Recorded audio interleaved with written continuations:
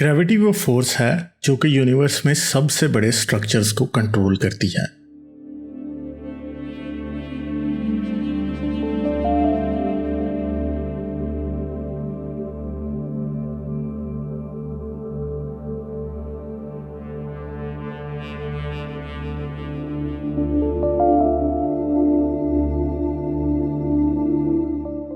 Galaxies और Galaxy clusters के motion के जरिए हम ये जान सकते हैं कि इनमें कितना मास है।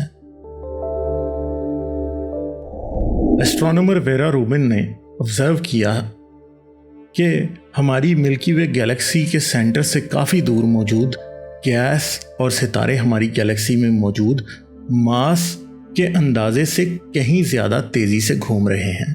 यानी हमारी गैलेक्सी का टोटल मास इतना नहीं कि सितारे और गैस इतनी तेज़ी से घूमने से हमारी गैलेक्सी का हिस्सा रह पाएं, बल्कि इनकी स्पीड इतनी तेज़ है कि ये हमारी गैलेक्सी से अलग हो जाएंगे। इन ऑब्जर्वेशंस की वजह से एस्ट्रोनॉमर्स को अंदाज़ा हुआ कि हमारी गैलेक्सी में मास कहीं और भी छुपा हुआ है, जो कि नॉर्मल प्रोटॉन और न्यूट्रॉन मास नहीं है। इस मास को डार्क मैटर कहा जाता है। एल्बर्ट आइंस्टाइन ने यह भी प्रपोज किया था कि बहुत बड़े सितारों की वजह से स्पेस टाइम खुद रोशनी पर एक लेंस की तरह काम कर सकता है, मगर आइंस्टाइन के ख्याल में इसका ऑब्जर्वेशनल एविडेंस मिलना तकरीबन नामुमकिन था।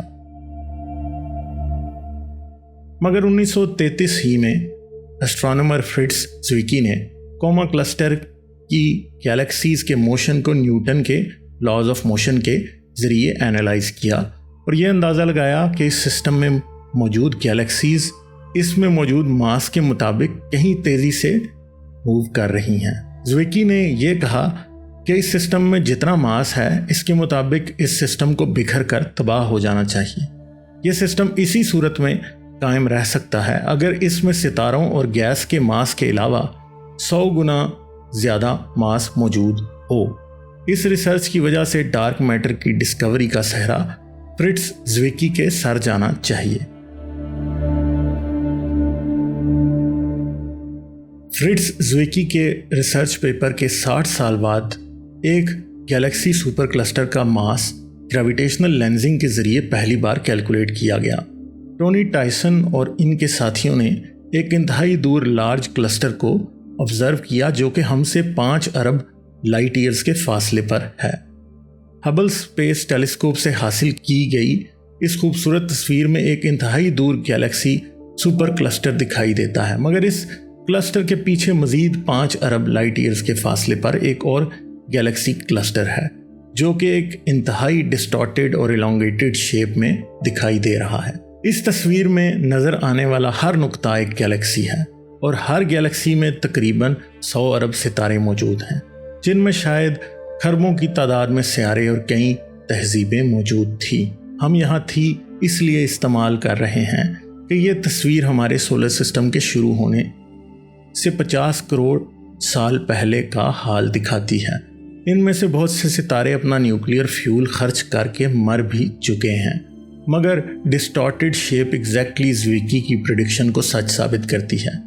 इस तस्वीर में ग्रेविटेशनल लेंसिंग के ज़रिए बिगड़ी हुई शक्ल एक ऐसी गैलेक्सी की तस्वीर हमें दिखा रही है जो कि ग्रेविटेशनल लेंसिंग के बगैर दिखाई दे ही नहीं सकती।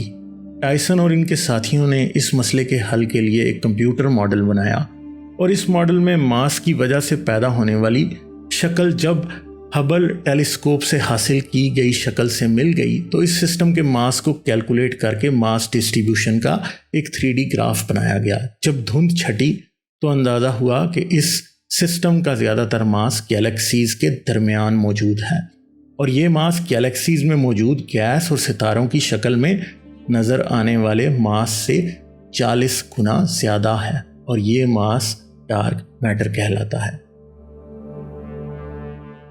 हम अभी ये नहीं जानते कि डार्क मैटर क्या है। डार्क मैटर शायद कोई अनडिस्कवर्ड पार्टिकल है जो आमतौर पर ज़मीन पर नहीं पाया जाता। ये सितारों और ज़मीन का मास नहीं, मगर ये हमारे इर्द गिर्द मौजूद है। इसकी तलाश के लिए सैकड़ों की तादाद में तजर्बात जारी हैं। कई ज़मीन की सरफेस से सैकड़ों मीटर नीचे और कई स्पेस में।